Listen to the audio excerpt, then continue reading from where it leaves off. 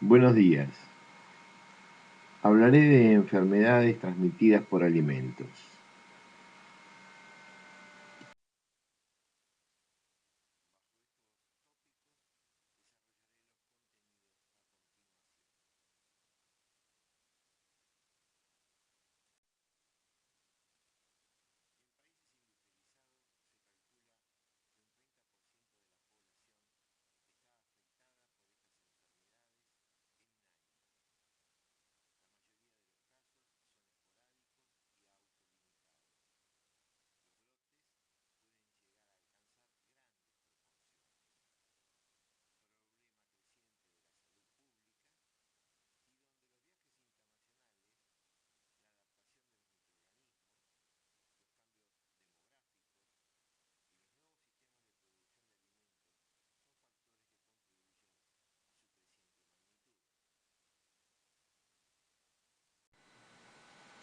La Organización Mundial de la Salud dice que cualquier enfermedad transmitida por alimentos es aquella de naturaleza infecciosa o tóxica producida por el consumo de agua o alimentos.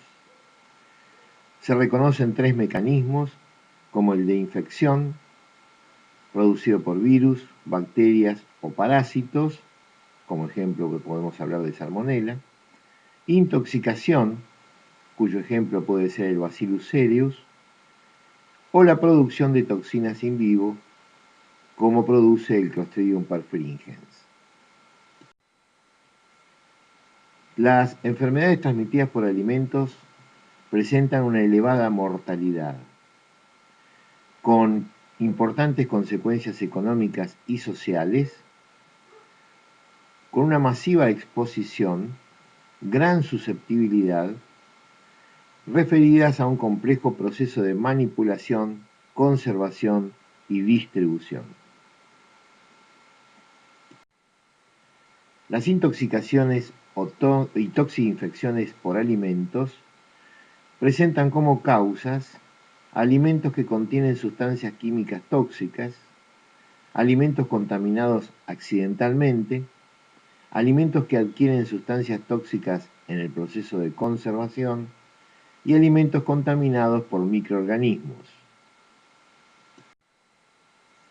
La globalización del comercio de alimentos, la modificación de formas de vida, la aparición de nuevos microorganismos, el desarrollo de resistencia de los mismos, tienen que ver con este proceso. Los factores que inciden en la proliferación los dividimos en intrínsecos, relacionados a la composición, a la actividad del agua, su acidez, un potencial redox y la presencia de componentes antimicrobianos, donde los extrínsecos se refieren a la temperatura, a la presión de vapor de agua y a la atmósfera ambiental.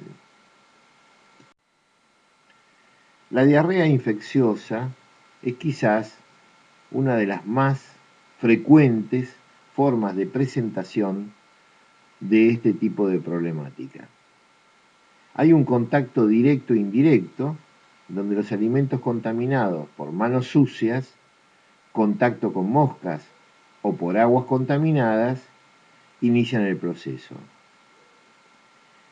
El CDC clasifica a las enfermedades transmitidas por manipulación de alimentos por personas infectadas relacionadas con microorganismos, los más frecuentes siendo los calicivirus, Norwal, virus hepatitis A, Salmonella typhi, Shigella, Staphylococcus aureus, Streptococcus pyogenes, que terminan siendo peligros biológicos asociados a los alimentos.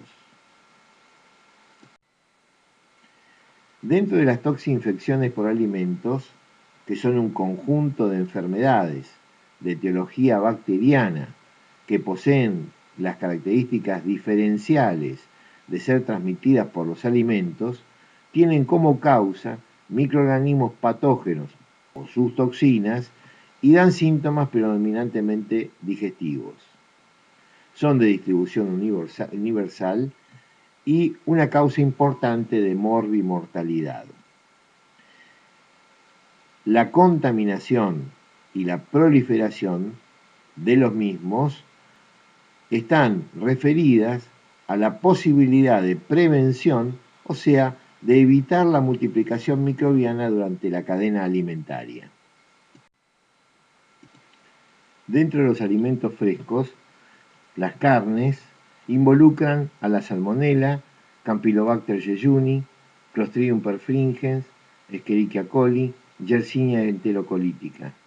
Los huevos lo hacen a la salmonella, la leche fresca y derivados al Campylobacter jejuni, a la Escherichia coli, la salmonella, el Staphylococcus aureus, Shigella, Yersinia enterocolítica y Bacillus cereus. Los pescados y mariscos, al Vibrio parahemolyticus, salmonella, Clostridium perfringens y Escherichia coli. Y dentro de frutas y verduras están la salmonella, Shigella, Clostridium, Bacillus. Otras bacterias, como la productora del cólera, el Vibrio cholerae, y la brucelosis, como Brucella melitensis, cuyo origen son las cabras y ovejas, y la Brucella abortus, que es el ganado bovino. Dentro de los virus enteropatógenos reconocemos al Norwal, Calicivirus, Adenovirus y Rotavirus. Dentro de los parásitos, los protozoos Giardia lamblia, entamoeba Cryptosporidium parvum, que da cuadros entéricos, y el Toxoplasma gondii como enfermedad sistémica. Dentro de los helmintos, los cestodos, como la Taenia solium y la Taenia saginata, y dentro de los nemátodos, la Trichinella, Anisakis y Trichuris. El grupo de los priones, cuya enfermedad característica descrita en el año 1996 como enfermedad de Creutzfeldt-Jakob, relacionada a trastornos neurológicos. Pasamos a hablar ahora, en particular, de la enterotoxina estafilocóxica, cuyo agente productor es el Staphylococcus aureus, siendo este un microorganismo ubicuo, donde el 30 al 50% o más de la población es portadora en su nasofaringe y en la piel, y donde la manipulación de alimentos por parte del humano y de algunos animales, con una condición óptima de un pH neutro, y en fallos en el proceso de refrigeración, hacen que aparezcan patologías por este agente etiológico. El periodo de incubación es corto, de 30 minutos a 1 hora, siempre y cuando la enterotoxina ya esté formada. Clínicamente, la persona presenta dolores cólicos, náuseas y vómitos y en ocasiones diarrea. La evolución generalmente es favorable, con una recuperación a las 24 y 48 horas, con un tratamiento sintomático. Como control del proceso alimenticio, tratamiento con calor, alimentos pasteurizados, fermentación, refrigeración tras la preparación del alimento a menos de 10 grados centígrados, el desecho de alimentos procedentes de animales infectados y respecto a los manipuladores, el control del contacto con piel y sustancias emanadas de la nasofaringe con una educación sanitaria adecuada. El Clostridium botulinum, como productor de botulismo, es un microorganismo ubicuo cuyo reservorio es telúrico, por lo tanto, relacionado a productos de la tierra. Un pH ácido inhibe la síntesis de la neurotoxina. Las condiciones óptimas de desarrollo son la anaerobiosis a 30 grados centígrados. Su dosis letal es de 10 a la 8 microgramos relacionado con consumo de conservas caseras mal producidas a base de vegetales, carnes, pescados. Produce brotes familiares o casos aislados. El periodo de incubación varía entre 18 y 36 horas, con inicio de síntomas gastrointestinales. Clínicamente, produce una parálisis simétrica de pares craneales, parálisis flácida descendiente de la musculatura voluntaria, compromiso respiratorio y muerte. El control es con calor durante 5 minutos en ebullición, 30 minutos a 80 grados centígrados o 60 minutos a 80 grados centígrados. Mantener los alimentos limpios de tierra y en las semiconservas se pueden utilizar la salazón o salmuera con concentraciones mayores o iguales al 15%, acidificación con ácido acético mayor o igual al 2%, o la adición de nitrito sódico de 100 partes por millón. Calentar siempre toda conserva antes de su consumo. La gastroenteritis producida por salmonelas es la causa más importante de gastroenteritis bacteriana. Es un importante problema de salud pública. Los reservorios animales, las aves de corral y los humanos. Los factores predisponentes, la cocción inadecuada, el enfriamiento lento, la ausencia de refrigeración y el insuficiente calentamiento.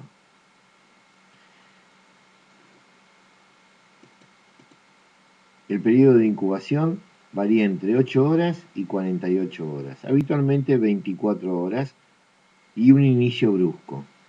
El paciente presentará dolor cólico, náusea y diarrea, fiebre y cefaleas. El control es el mantenimiento de los elementos con una refrigeración por debajo de los 10 grados centígrados. La destrucción mediante el calor, la higiene de manos en la manipulación y la educación sanitaria. Hablamos de gastroenteritis por virus, donde el rotavirus puede ser el más significativo. Desde el advenimiento de la vacuna, evidentemente han disminuido los casos fundamentalmente en los niños, que daba una diarrea grave, y donde otros virus, como los norovirus y astrovirus, pueden causar casos esporádicos de esta enfermedad. 140 millones de personas sufren este cuadro al año y casi 1 millón mueren.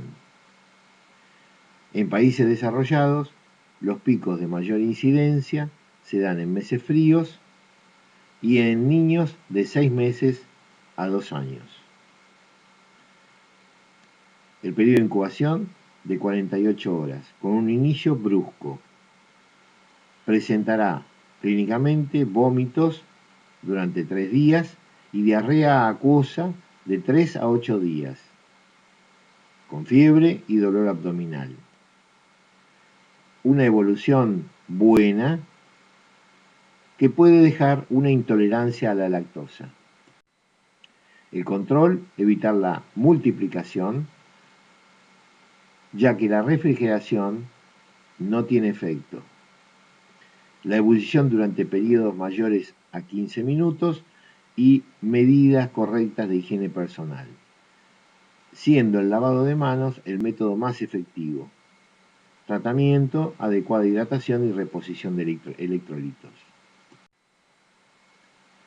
El virus de la hepatitis A, por diferentes mecanismos de transmisión, persona a persona, vía oral fecal, parenteral, vertical y por agua y alimentos, a través de elementos crudos o mal cocinados, como leche, crustáceos, agua en zonas con deficiencias higiénicas, alimentos preparados por manipulador enfermo,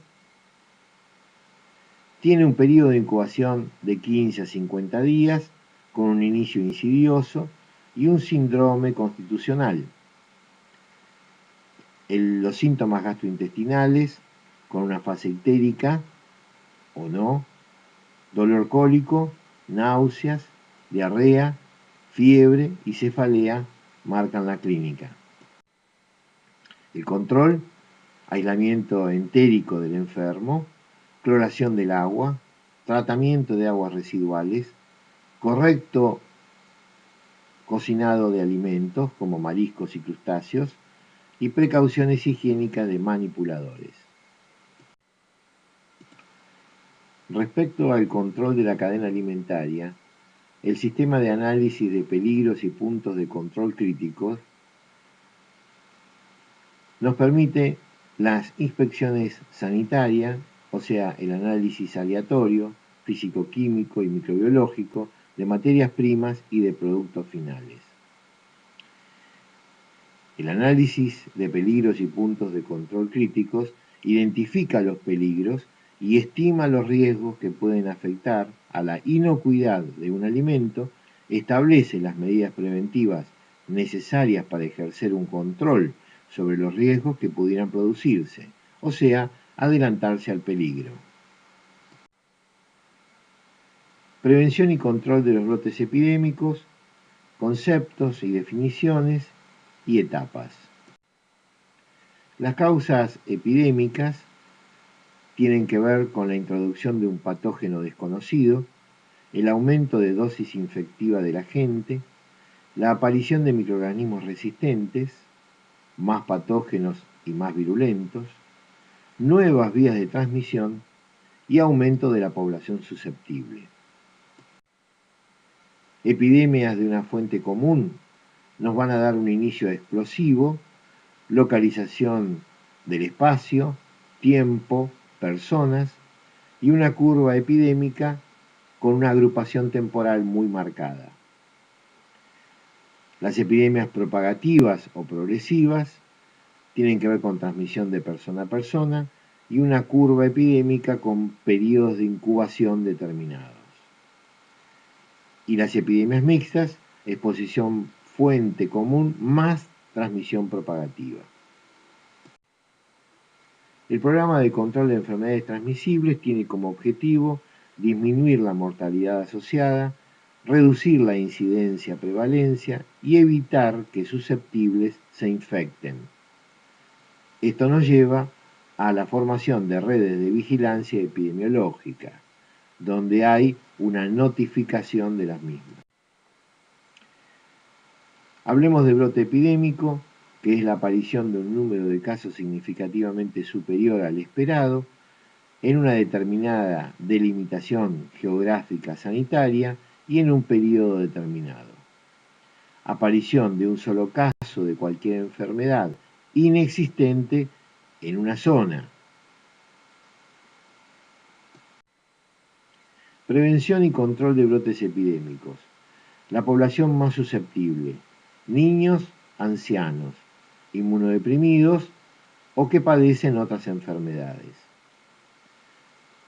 Terminará dando sepsis, deshidratación. Está relacionado a expansión demográfica, incremento de la producción de alimentos, nuevas tecnologías de producción, apertura de fronteras y aumento de viajes internacionales. Los objetivos: identificar el problema de la salud, descubrir su etiología y modo de transmisión, definir su magnitud, lugar, tiempo, persona, establecer medidas sanitarias necesarias y apropiadas para su control. Las etapas reconocemos 5, donde se debe establecer la existencia de un brote epidémico, se debe establecer sus características epidemiológicas, la información necesaria para la investigación etiológica, formular una hipótesis sobre el origen probable de la epidemia y establecer medidas de control para evitar nuevos casos y la repetición de brotes similares. Las etapas de estudio tienen que ver con la notificación de los casos, recoger la información, tomar muestras, definir inicialmente el caso, recoger información complementaria, definir en forma definitiva el caso, confirmar epidemiológicamente el brote, describir el brote, formular hipótesis, verificar la hipótesis, adoptar medidas de control y elaborar el informe técnico relacionado. Medidas de control sobre la fuente de infección y reservorio. Vemos que en el hombre hace falta un diagnóstico y tratamiento precoz de la infección y un aislamiento de ser necesario. Obviamente la educación sanitaria. A nivel de los animales, la salud pública veterinaria, con la vacunación pertinente, el aislamiento, el sacrificio de ser necesario y obviamente la desratización. A nivel telúrico, la desinfección y la desinsectación.